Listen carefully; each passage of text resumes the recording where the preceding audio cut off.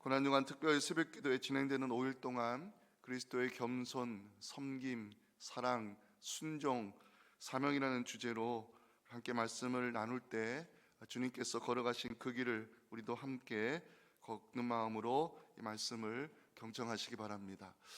오늘 본문은 주님께서 우리를 초청하는 말씀으로 시작하고 있습니다. 누구를 초청하는 것일까? 28절 보시면 수고하고 무거운 짐진 자들아 다 내게로 오라 내가 너희를 쉬게 하리라. 주님 말씀하고 있습니다. 예수님께서 초청하시는 대상은 수고하고 무거운 짐진 자들이었습니다. 수고하다, 헬라어로 육체적으로 지쳐 있다는 뜻입니다. 왜 지쳐 있을까? 노동 때문입니다. 당시 유대인들은 육체적 노동, 정신적 노동, 종교적 노동으로 지쳐 있었습니다. 왜냐하면 유대인들은 많은 짐을 지고 살고 있었기 때문입니다. 짐진 자들아, 이 표현이 나오는데 짐진 자들아, 누군가에 의해서 무거운 짐이 지워진 자들을 뜻합니다. 유대인들이 지고 있는 무거운 짐은 무엇일까? 바리새인과 서기관들이 지어준 율법의 짐들이 있었습니다. 마태복음 23장 4절 보시면 예수님이 바리새인 서기관들을 책망하는 이유가 나옵니다. 무거운 짐을 묶어 사람의 어깨에 지우되 자기는 이것을 한 손가락으로도 움직이려 하지 아니했다고 주님 책망했습니다. 예수님은 바리새인과 서기관들을 향해서 율법의 무거운 짐을 사람들에게 지우면서 자기들은 그 짐을 지려 하지 않는 위선자라고 지적했습니다. 율법의 전문가인 바리새인과 서기관들은 구약에 없는 613가지 조항을 만들어서 지킬 것을 강요하였고, 당시 유대인들은 육체적 노동과 정신적 노동, 종교 지도자들이 지워준 율법의 짐으로 지쳐 있었습니다. 예수는 그들 향해서 수고하고 무거운 짐진 자들이라 부르시면서 내게로 오라 말씀하셨습니다. 내게로 오라 초청하시는 이유, 진정한 평안과 쉼과 안식을 주실 수 있는 분은 주님이었기 때문입니다. 유대인들은 안식일을 규정에 따라 어김없이 지켰지만 쉼은 얻지 못했습니다. 쉼을 얻어야 하는 안식일이 쉼이 아닌 율법의 짐이 되어버렸기 때문입니다. 주님은 지쳐있는 사람들을 향해서 나의 온유와 겸손을 배우라고 29절에서 말씀하셨습니다. 우리 모두에게 주시는 말씀입니다. 같이 읽겠습니다. 나는 마음이 온유하고 겸손하니 나의 멍에를 메고 내게 배우라. 그리하면 너희 마음이 쉼을 얻으리니. 생각해보면 우리도 많은 노동으로 지쳐 있고 많은 짐을 지고 있음을 고백하지 아니할 수 없습니다. 고난주간 특별 새벽기도회가 여러분들에게 종교적 짐이 되지 않았으면 좋겠습니다. 우리에게는 감당해야 될 육체적 노동이 있고 정신적 노동이 있으며 염려의 짐, 걱정의 짐, 성공의 짐, 경쟁의 짐, 종교의 짐이 있습니다.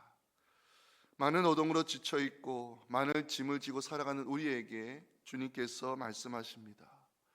나는 마음이 온유하고 겸손하니, 나는 마음이 온유하고 겸손하니 나의 멍에를 베고 내게 배우라. 그리하면 너희 마음이 쉼을 얻을 것이다. 주님 말씀하고 있습니다. 고난주간 특별 새벽기도의 첫날 우리가 주님에게서 배워야 될 것이 있습니다. 주님의 온유와 겸손입니다. 그리스도의 온유하심, 그리스도의 겸손을 따른 우리에게 하나님께서 여러분들에게 진정한 쉼과 평안과 안식을 주시기를 주님의 이름으로 축원합니다. 첫째 메시지 같이 읽어보겠습니다. 시작. 첫째, 그리스도의 겸손을 배우기 위해서는 마음을 낮은 데 두어야 합니다. 온유란 단어가 오늘 본문에 나오고 있는데요, 헬라어로 친절하고 너그러운 태도를 가리키고 있고요, 겸손은 헬라어로 높아짐의 반대인 낮아짐을 의미하는 단어입니다. 겸손이 내면의 성품이라면 온유는 겸손한 성품의 외적 모습으로 여러분들께서 이해하시면 될 것 같습니다. 복음서를 읽어보면 예수님께서 자신의 성품을 직접 말씀하신 유일한 곳이 바로 29절입니다. 오늘 주제가 그리스도의 겸손이기 때문에 주님께서 직접 말씀하셨던, 그리고 성경이 강조하는 겸손을 배우기 원합니다. 겸손의 헬라어로 타페이노스, 낮음을 뜻합니다. 구약의 예언자들은 오시는 메시아를 겸손의 종으로 오실 것을 예언하고 있습니다. 이사야 42장 1절과 2절을 여러분들 읽어주시면 좋겠습니다. 시작.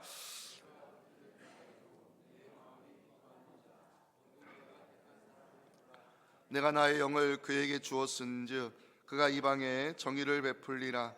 그는 외치지 아니하며 목소리를 높이지 아니하며 그 목소리를 거리에 들리게 하지 아니하며. 하나님께서 보내시는 메시아는 외치지 아니하며 목소리를 높이지 아니하며 겸손한 종으로 오실 것을 이사야가 예언하고 있습니다. 또한 스가랴 선지자는 어제 우리가 살펴보았지만 겸손히 나귀 새끼를 타시고 예루살렘에 입성하시는 그 그리스도의 모습을 스가랴 9장 9절에 기록해 놓았습니다. 시온에 따라 크게 기뻐할지어다. 예루살렘에 따라 즐거이 부를지어다. 보라, 내 왕이 내게 임하시나니 그는 공의로우시며 구원을 베푸시며 겸손하여서 나귀를 타시나니 나귀의 작은 것 곧 나귀 새끼니라. 만왕의 왕으로 오시는 그리스도는 겸손하여서 나귀를 타시고 고난의 길에 오르셨음을 복음서 기자들이 증거하고 있습니다. 이 시간 우리 자신에게 던져야 될 질문이 있습니다. 어떻게 하면 우리가 그리스도의 겸손을 배울 수 있을까? 첫 번째, 우리의 마음을 낮은 데 주어야 한다고 성경은 말씀하고 있습니다. 가장 높은 곳에 계신 분이 가장 낮은 곳으로 오신 분이 바로 하나님의 아들 그리스도 예수이십니다. 29절 보실까요? 나는 마음이 온유하고 겸손하다는 것을 원문으로 직역해 드리면 나는 마음이 온유함과 낮아짐에 있다는 뜻입니다. 나는 마음이 온유함과 낮아짐에 있다. 예수님의 마음은 높은 곳이 아닌 낮아짐에 있다고 성경은 말씀합니다. 예수님은 낮은 곳에 있는 우리를 구원하기 위해 높은 곳에 있는 하늘 보좌를 내려놓으시고 연약한 인간의 몸을 입고 이 땅에 오셨습니다. 가장 높은 곳에 계신 하나님의 아들이 인간의 몸을 입고 오신 이 성육신의 사건을 우리의 이성으로는 이해할 수 없지만 주님은 가장 낮은 곳, 가장 비천한 곳, 구유의 연약한 아기의 모습으로 이 땅에 오셨습니다. 사도 바울이 개척했던 빌립보 교회를 잠시 소개해 드리겠습니다. 빌립보 교회는 문제가 있었습니다. 무슨 문제였는가? 다툼과 갈등의 문제가 있었습니다. 사도 바울은 다툼과 갈등으로 힘들어하는 빌립보 교회를 향해서 겸손의 마음을 가지라고 빌립보서 2장 2절과 3절 말씀으로 권면하고 있습니다. 같이 읽어보겠습니다. 마음을 같이하여 같은 사랑을 가지고 뜻을 합하며 한 마음을 품어 아무 일에든지 다툼이나 허영으로 하지 말고 오직 겸손한 마음으로 각각 자기보다 남을 낮게 여기라고 권면하고 있습니다. 다툼이 일어나는 이유는 자기를 높이고 자기를 인정받고 싶은 마음 때문입니다. 자기를 높이고 싶은데 사람들이 알아주지 않을 때, 자기를 인정해주지 아니할 때 사람은 다툼을 일으키게 되어 있습니다. 사도 바울은 빌립보 성도들을 향해서 다툼이나 허영을 버리고 겸손한 마음을 가져야 될 것을 강조하면서 너희 안에 이 마음을 품으라. 너희 안에 이 마음을 품으라. 초대교회 신앙 고백이 되어버린 말씀을 빌립보서에 기록하게 됩니다. 빌립보서 2장 5절에서 8절까지 말씀을 신앙 고백하는 마음으로 다 같이 읽겠습니다. 시작. 너희 안에 이 마음을 품으라. 곧 그리스도 예수의 마음이니 그는 근본 하나님의 본체시나 하나님과 동등됨을 취할 것으로 여기지 아니하시고 오히려 자기를 비워 종의 형체를 가지사 사람들과 같이 되셨고 사람의 모양으로 나타나사 자기를 낮추시고 죽기까지 복종하셨으니 곧 십자가에 죽으심이라. 아멘. 하나님의 본체를 가지신 분, 하나님과 동등하신 분, 인간이 닿을 수 없는 가장 높은 곳에 계신 하나님의 아들이 종의 형체를 가지고 사람의 모양으로 오신 이유는 낮은 곳에 주님께서 마음을 두셨기 때문입니다. 성경은 우리에게 그리스도를 본받아 마음을 낮은 데 두라고 가르치고 있습니다. 로마서 12장 16절 같이 읽겠습니다. 시작.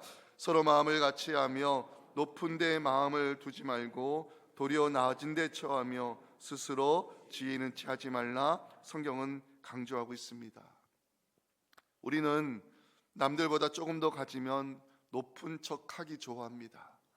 우리는 남들보다 조금 더 안다 생각하면 높은 데 마음을 두고 살아가려 합니다. 그게 바로 성경이 지적하는 교만입니다. 고백록을 쓴 어거스틴은 그 책에 이런 글을 남겨놓았습니다. 교만이 죄의 시작이다. 교만이 죄의 시작이다. 높아지려는 욕심, 교만은 가장 무서운 죄이며 하나님은 높아지려는 교만한 자를 싫어하신다. 사랑하는 성도 여러분, 그리스도의 겸손을 배우기 원하십니까? 낮은 데 마음을 두고 살아가시기 바랍니다. 하나님은 마리아의 창가를 통해서 하나님은 교만한 자를 물리치시고 낮은 자를 높이신다고 말씀하셨습니다. 누가복음 1장 51절과 52절입니다. 그의 팔로 힘을 보이사 마음의 생각이 교만한 자들을 흩으셨고 권세 있는 자를 그 위에서 내리치셨으며 비천한 자를 높이시는 분이 하나님이라고 성경은 증거하고 있습니다. 예수님은 산상수훈에서 심령이 가난한 자가 복이 있나니 천국이 그들의 것이라 약속하셨습니다. 주님은 제자들에게 잔치의 윗자리, 회당의 높은 자리를 좋아하지 말고 큰 자가 되기 원하거든 섬기는 자가 되어야 하며 자기를 낮추는 자는 하나님께서 높여주시는 이 하나님 나라 원리를 마태복음 23장 11절 12절에서 말씀하셨습니다. 같이 읽겠습니다. 너희 중에 큰 자는 너를 섬기는 자가 되어야 하리라. 누구든지 자기를 높이는 자는 낮아지고 누구든지 자기를 낮추는 자는 높아지리라. 아멘.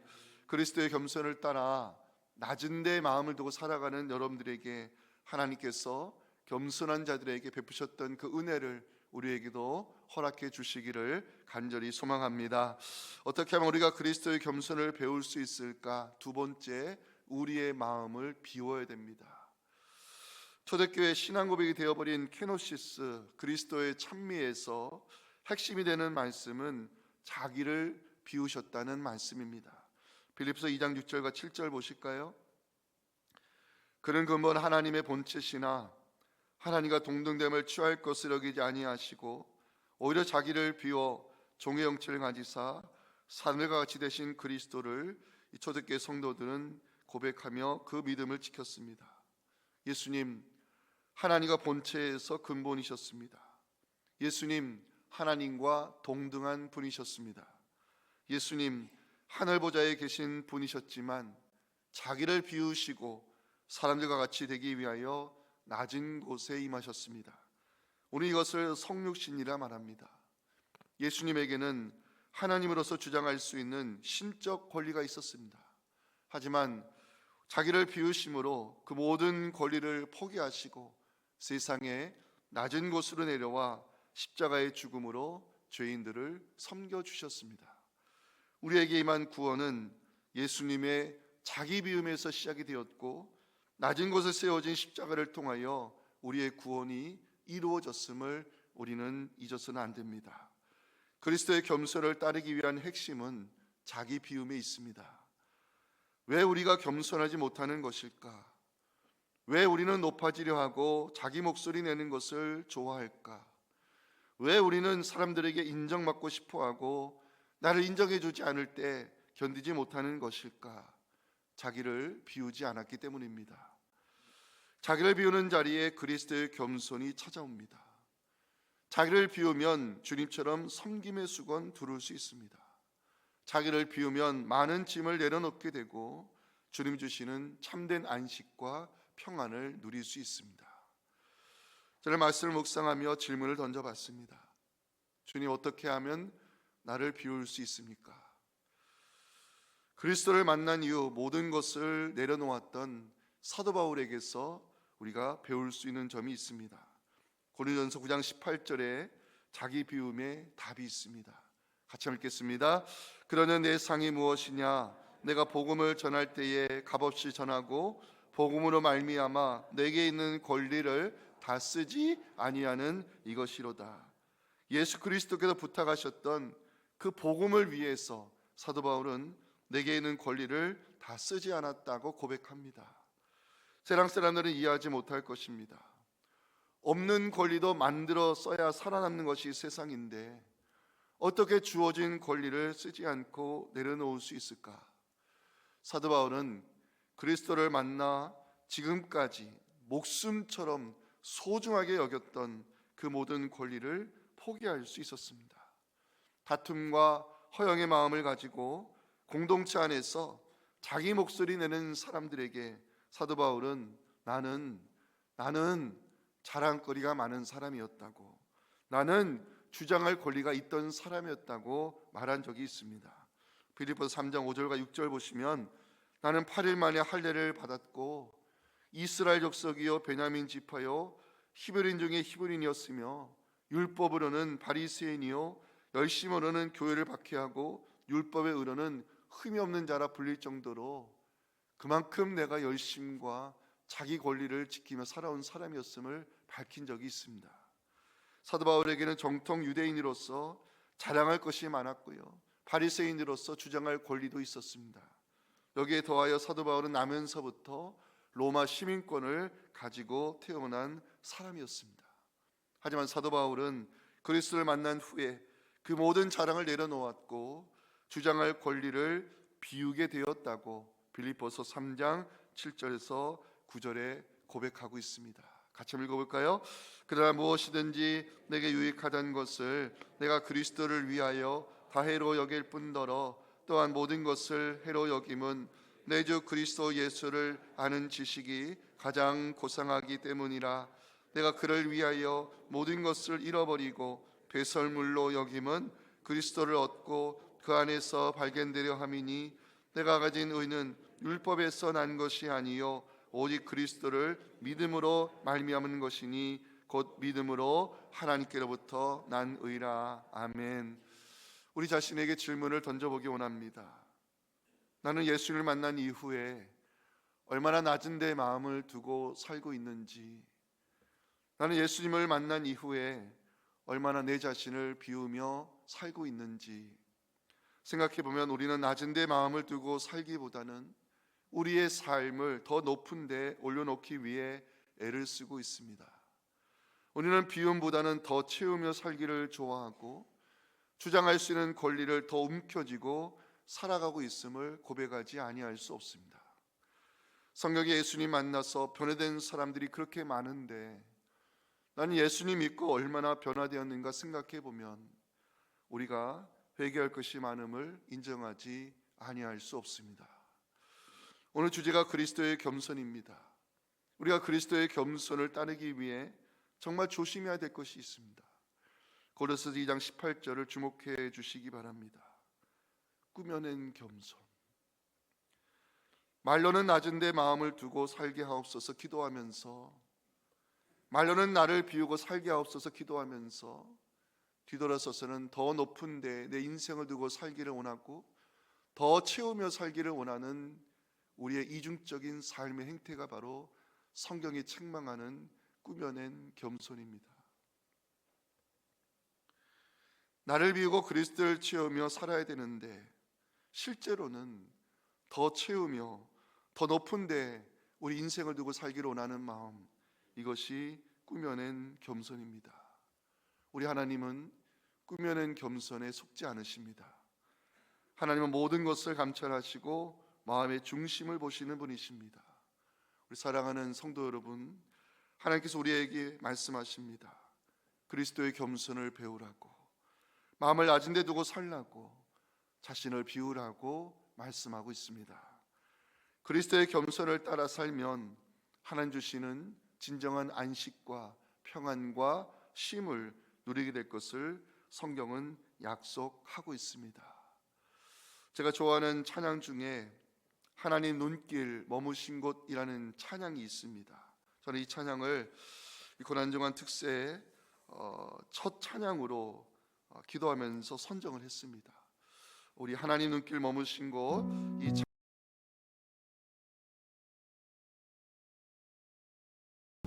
지금은 이 땅에 오셔서 우리에게 겸손의 본을 보여주신 우리 구주 예수님의 은혜와 나를 비우는 자에게 예수로 채워주시는 놀라운 은혜로 갚아주시는 아버지 하나님의 크신 사랑과 성령의 역사하심이 고난당한 특세를 통해서 십자가의 제물이 되어주신 주님과의 새로운 만남을 기대하며 들려주시는 말씀으로 나의 믿음을 새롭게 빚어주시는 그 하나님을 만나기를 소망하는 우리 사랑하는 모든 성도들의 이 간절한 기도와 우리 자녀들의 신앙과 우리 섬기는 교회 위에 지금부터 영원토록 함께 하시기를 간절히 축원하옵나이다. 아멘.